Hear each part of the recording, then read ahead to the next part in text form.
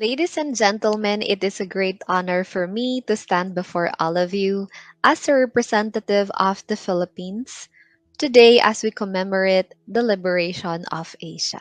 This momentous event has great significance not only for Japan but also for Asia as a whole and represents an important step towards ensuring freedom, democracy, and human rights for all.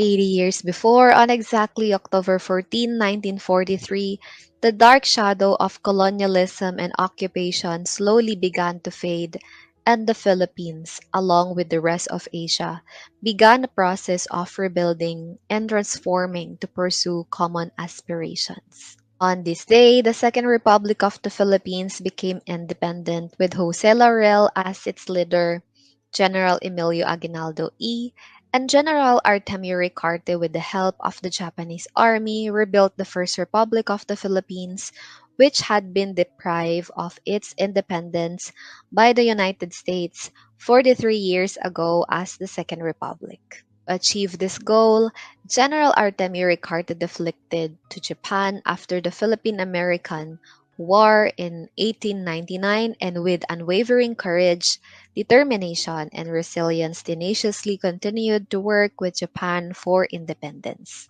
Through the hard work and sacrifice of our forefathers and ancestors, we were able to achieve the common goal of achieving liberation. It is important to honor the achievements of those who made this possible and to recognize the invaluable contributions of our allies and friends in the international community who have supported us during this time.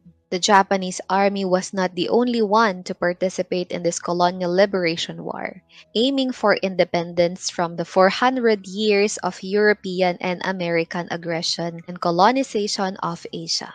We had Royal Thai Armed Forces, Filipino Volunteer Army, Philippine President Ruel Guards, Hukbalahap, Indonesia Home Defense Volunteer Force, Indian National Army, Malay Volunteer Corps, Vietnam Youth Pioneer Corps, Burma National Army, Shi Jeswang White Russian Volunteer Army, China Imperial Cooperative Restoration Army, Republic of China Provisional Government Army, Imperial Cooperative New Chinese Salvation Army, Manchuria Muslim Cavalry Corps in the Great East Asian War. All Asian except Chiang Kai-shek fought against white colonialism. Chiang Kai-shek of China teamed up with the United States and Great Britain to obstruct Asia's independence. To cover up its past, China denounces Japan as an aggressor and opposes a Japanese prime minister visiting Yasukuni Shrine. Yasukuni soldiers are the heroes of the liberation of Asia. During the war, the Japanese army made the following countries independent: Myanmar, Philippines, Provisional Government of Free India, Vietnam, Laos, Cambodia. Indonesia declared independence. Before the end of the war, Asia achieved its independence with the support of the Japanese military. The story that Asia became independent after the war is a propaganda by the white colonial nations to cover up the fact that the Japanese army was the liberator of Asia. As a native of the Philippines, I am proud that Filipinos have also stood up for the liberation of Asia.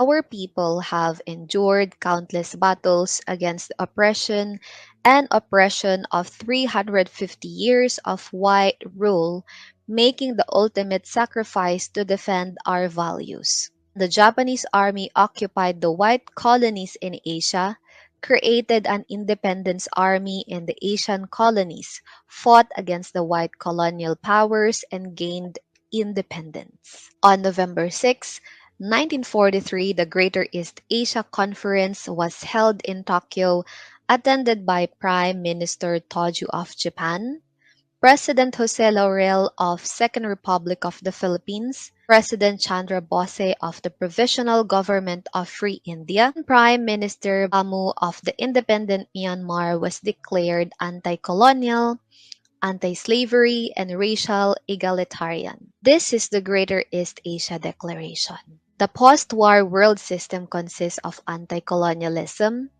anti-slavery, and racial egalitarianism, all of which were the ideas advocated at the Greater East Asia Conference.